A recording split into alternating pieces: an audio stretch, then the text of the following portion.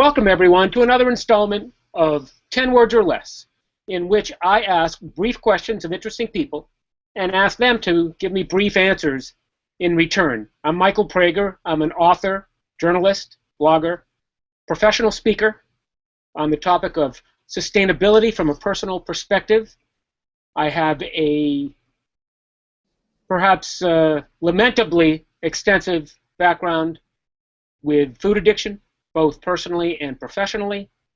And today, my guest definitely comes from that part of my world. She is a researcher and a businesswoman, animated by one primary cause: recognition for food addiction and all that would flow from that recognition. As the latter, she was the lead author of the first academically published description of food addiction in humans. That is amazing. That makes her a pioneer. As the latter, she's the founder and CEO of Victory Meals, which offers unprocessed prepared foods, only in Houston though, food coaching, nutrition education, make-at-home videos. You make the food at home, not the videos. Right. And Victory Meals spice blends. Remember, everyone, 10 words is an ethic, not a limit. So please, no counting. If you think it's so easy, let's see you do it, especially on the fly. All right, are you ready? I'm ready. Excellent. I know the answer to this question, but I always ask it first anyway. Please spell your first and last names as you would like it to appear. My first name is Joan, Joan. My last name is Ifland, Ifland. And where, born, where, and when. Please be as specific as you are willing to be. I was born outside Pittsburgh in 1951. Okay. Was there anything unusual about the circumstances? Was your doctor an alien? Was Elvis in the next bed? Anything at all? No, my dad was in the Panama Canal with the Navy, so he wasn't there.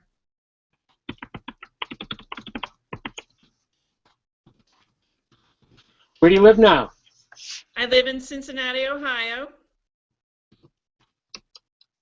And again, to the extent that you're comfortable revealing, what is your present family circumstances? Well, my dad died last year. I'm in Cincinnati looking after my stepmom.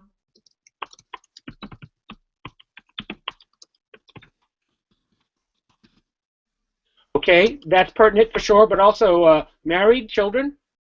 I am divorced. I have two grown daughters, one in Seattle and one in London. Nice places to visit. Yes. Tell me, what's something you remember wanting to be when you grew up? I wanted to be like my dad. I wanted to be a corporate executive. Where was he a corporate executive? He spent his whole career with Procter & Gamble. Which explains Cincinnati. Yes.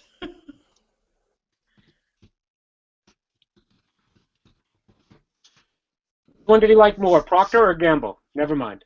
A lasting influence on you other than core family members? Oh, it was my childhood diet. Tell me a little bit more about that, please. Well, we were a typical 1950s, 60s family, and we ate food out of packages. And today I know that that was harmful. Okay, we're going to get into this, but you brought it up here. Some people might blanch at harmful. Oh, come on, maybe it's not the best, but harmful? Could you explain that choice of words? Well, I know as a researcher, I read the research coming out on the impact of processed foods, and harmful is probably a gentle word.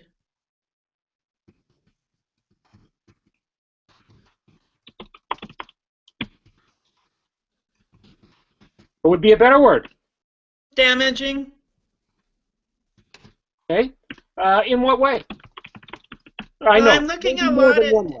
at brain damage. I don't know if brain damage is the right term, but the brain is pretty severely deranged as a result of processed foods. I'm sorry, the brain is deranged by the. Could you just say that again, please? Yes, the brain is deranged by processed foods. Okay. Oh,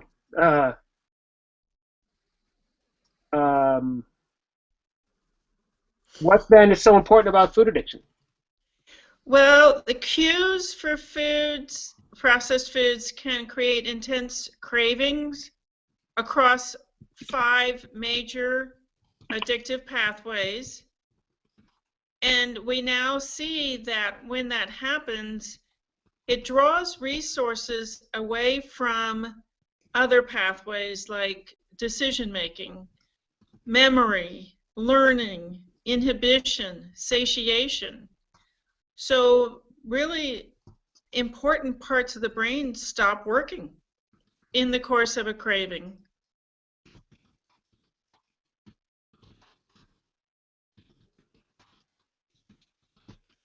That sounds pretty serious. I think it's very serious because people forget why they're not supposed to eat a processed food, and then all the other damage cascades from there.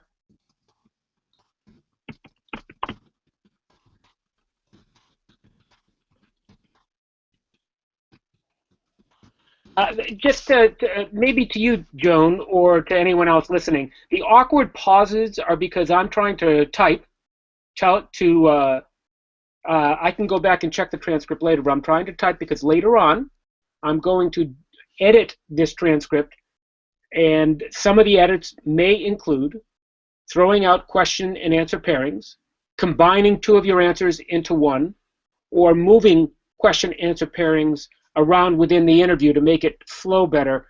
The reason I feel comfortable taking that license, which I wouldn't have done when I was still a daily newspaper journalist, is that I'm going to send you the transcript and you're going to approve it. I mean, before I publish it, you will be comfortable. You will have expressed your approval for me to publish it as it is. So even if it's not word for word direct with the transcript of this interview, which will also be available for people to look at, it will represent your true thoughts and feelings in a way that you can feel comfortable with. Is that okay with you?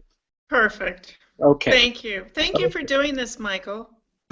Sure, Joan. I should also say sometimes I add it to the intro, but I didn't today, not on purpose. Joan and I have known each other for several years. We met at, I think, the first conference of food addiction professionals, which was in Houston. What year was that, Joan? Oh, I'm going to say maybe that was 5 years ago. Oh gosh, I thought it was even longer. But okay, about that. And then there were 2 more after that. Is that correct? Yes. Okay, and we both attended all 3 of those. We both participated in both of those, and we've known each other, kept in touch ever since. So, yes. All right, let's go back. Tell me, do you have a hobby? Do you allow a hobby in your busy life? I have a dog.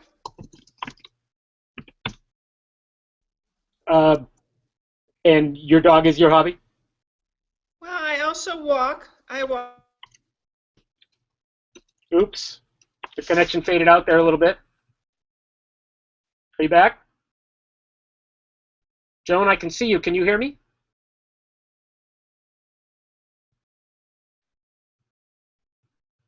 Okay, I'll explain to everyone watching that Joan was unable to get it to work on her computer, so she downloaded the app for her phone. And up until then, it was working pretty well. I couldn't see the video, but because I'm looking at a word processing screen, and now she's gone.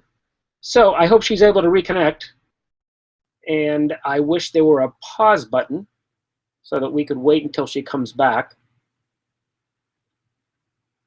At a certain point, I guess I'll have to stop and restart. I don't know how to do this. You know, it's a wonderful technology. Yes. Hang on. Hi, Joan. No, missed that. So she's still working at it. It's a wonderful technology. It does all sorts of things that I couldn't do with lots of equipment and probably staff, which would make it impossible. You know, it records it, it facilitates the conversation, it records it, it archives it, it's wonderful. But almost every time, something goes wrong. Some sort of technical thing. So it's like so many other things. It does things I was never able to do before. And that makes it pretty cool. And it ain't perfect yet.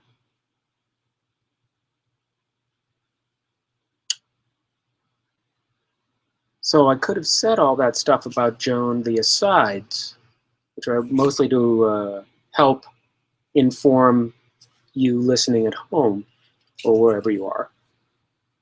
I'm not taking her time, and I could have said that now while we're waiting for her to call back, if indeed she's able to get back in. Lost the connection because a call came in. Okay. Can you reestablish the connection?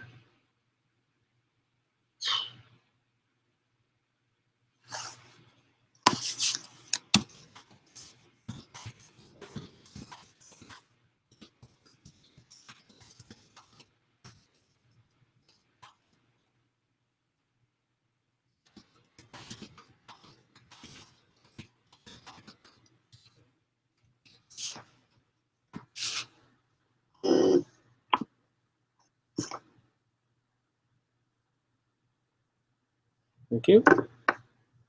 So the good news is, and I know this, you'll be able just to take the, what's it called? Not the scrubber? And just go right across with your cursor until you see her picture back on the screen and know that we've begun. You would have to be my mother and really... Ah, Joan, okay. welcome back. I'm so sorry. This is all new technology for me. No worries, Joan. No worries at all. Glad you're back, and I hope you don't get any more calls. Me too. I don't know how to block it on my phone. Well, you know, I don't know how popular you are, so maybe you just won't get another one while we're still talking. But now I know how to reconnect, so I would be right back. I'll come right back. Okay, so I asked you, do you have a hobby? You said I have a dog, and I also walk, I assume, often with the dog. Well, she's a very old dog, so I walk her, and then I walk myself. Are you the type who likes to observe nature around you as you walk, or do you wear headphones and catch up on stuff you missed? Well, I do like walking outside better than walking on a treadmill. I think it's just nice to be outdoors, and I live near a park that's very hilly. And I'm looking at new exercise research that shows that it can have a huge impact on not just well-being, but cravings and so on. So I'm actually looking at exercise in a new way. I can relate to that. A lot of people, people who've interviewed me assume, well, you must have an exercise program. You know, that of course, if you listen to the standard accepted line about obesity, it's calories in, calories out. I don't believe that at all for most people. But my point to this thing we're talking about now is that I think exercise has little to do with losing weight, but yes. it has a great deal to do with well-being. Yes, it's very interesting, but it can impact sleep patterns, DNA function, mood, stress, a lot of things that impact how we eat. Okay, Joan, now you're a PhD. Tell me something really great about being a scholar. It's the education. It's showing people what happened to them, why it happened, and what they can do about it. Well, if I may say, the beginning of your answer was it's the education. It sounds like something really great about being a scholar is affecting people's lives by with what you learn. Yes, Can I give you an example? Sure. So what I just described in terms of our understanding of what happens in the brain, I think should reduce people's self-blame. So if they eat something because they have a craving and they literally lose their mind for a few minutes, it's not their fault. They didn't ask for that. It's something that happened to them.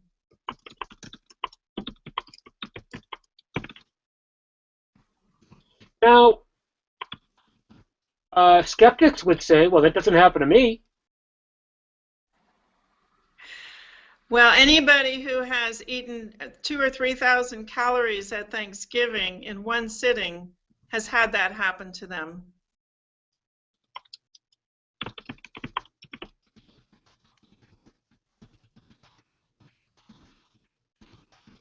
Yeah, but those same skeptics would say, oh, come on, so I ate a lot and I zoned out on the couch watching football. Didn't change my life. These people talk about it like they got a big disease. Well, it occurs across a range of severity. So somebody who's doing that a couple of times a day or constantly, they obviously have a more severe case.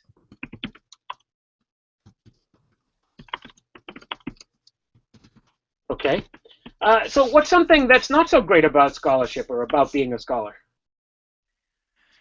Well, it can become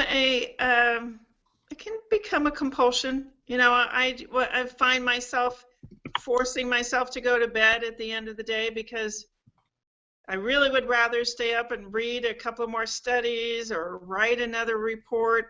It's frustrating to have all this knowledge, know it's out there, and just be one.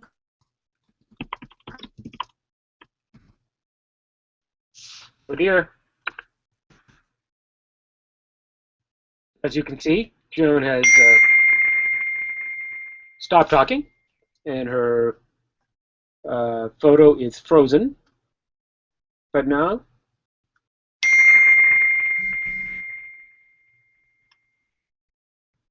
well, we have a photograph of her back, and there she is. Can you hear me, Joan?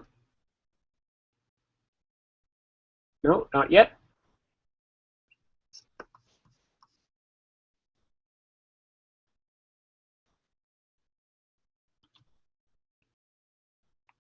You'll just have to scrub a little bit further when Joan comes back. I could try to edit it. Maybe I'll try to edit it. There are tools for editing Hangouts on Air. Sorry, Yeah. sorry, I'm back. Okay. All right. What's your favorite book? Or alternatively, what book are you reading right now? Right now I'm reading a novel, The Yellow Finch. My favorite book of all time was Kay Shepherd's Food Addiction.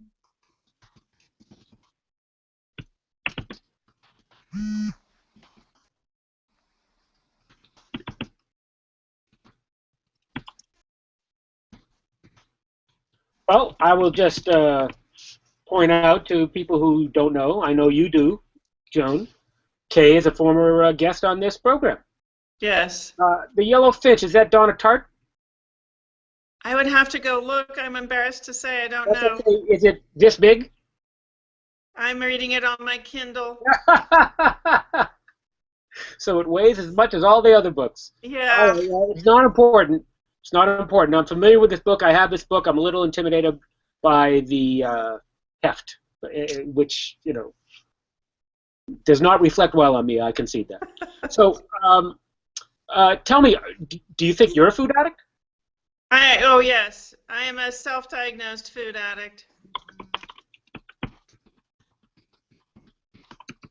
Okay. How did that happen, do you think? It happened, in my opinion, because I was exposed to commercials for processed food as a child, and because I had pretty free access to processed foods growing up. And so my brain was conditioned to crave.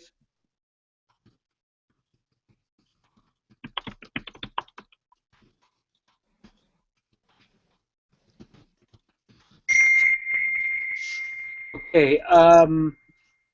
Was for you was overweight ever a consequence of your food addiction? Because I know it's not for everyone.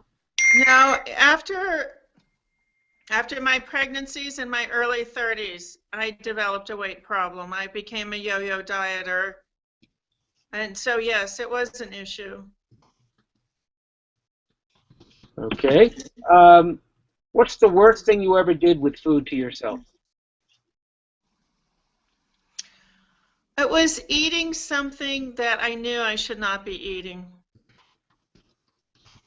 What was No, that? it's just the delusion of thinking that I could have something like eating something to please somebody else, to eating something to fit in. And I think I have been guilty of that with my parents. And it's a terrible thing.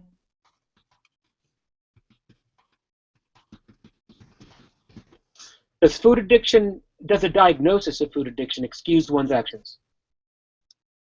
I'm sorry, I didn't understand. Does being diagnosed as a food addict absolve one of their actions? Hey, I can't help it. I'm a food addict. No, it should encourage them to make changes in their diet to make the cravings go away. It offers a solution.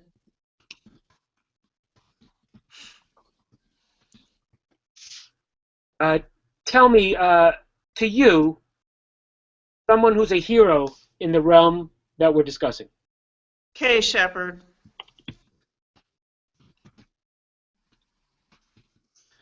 What's a very common reason people, customers of Victory Meals give for signing up? Generally, they want to eat healthier. They want to lose weight. Energy is frequently mentioned, that they want more energy, and the convenience. Okay. Sometimes they want to get off medication. They want their doctor to take them off of medication. Like what? Well, like diabetes, blood pressure, heart disease. We see those things improve under Victory Meals, so we ask our clients to get with their doctors if they are taking medications for any of those conditions, or for anything really. Okay, so we already know that you're in Cincinnati, even though your business is in Houston, and why? But are there any plans to expand Victory Meals to Cincinnati or anywhere else? Yes, we are in talks right now with 2 restaurateurs here in Cincinnati, and they're looking at a contract, and hopefully I'll have an announcement before too long.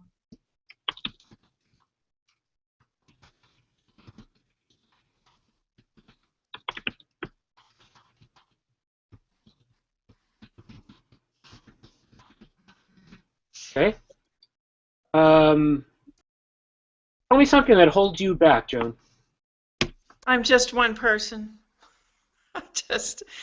That holds me back. I am actually looking for ways to bring people along in this field. I'm working on a textbook, and I'm working with other clinicians and other researchers to multiply the effort.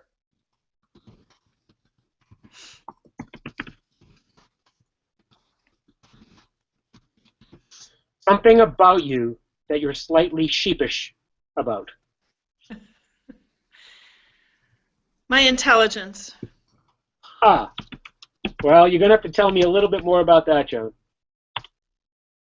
I think because of my diet and my genes, I'm unusually smart, and I think that's off-putting to other people, so I hide it. Someone famous who you really admire. Don't say Kay Shepherd again. Michael Moss. Understood. I know who he is, but give us a couple more words so people who don't know will know. He's the author of Sugar Fat Salt, and it's a book about how the food industry gets us addicted to processed foods. Hey, tell me someone who deserves more attention.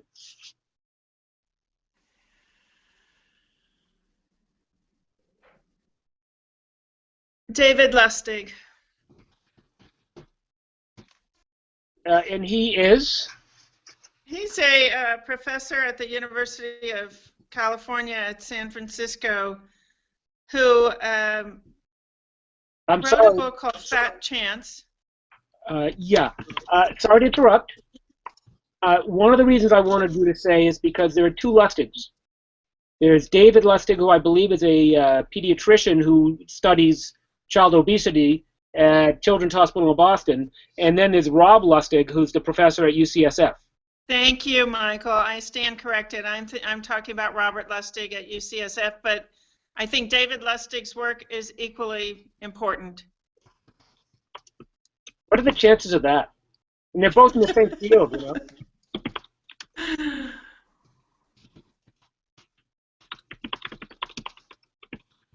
By the way, I've made that mistake before, Joan. That's why I was hip to it. And maybe this is just another case of your worried about people being off-put by your intelligence, so you threw in a mistake. There you go. Thank you. Great Yeah. rescue. Yeah. Tell me something that people don't understand. Something that people don't understand? Yeah. They don't understand food addiction. It's a very difficult disease to understand. People don't understand addictions in general. They think addicts should be able to just stop doing whatever it is they're doing. It's very hard to understand that.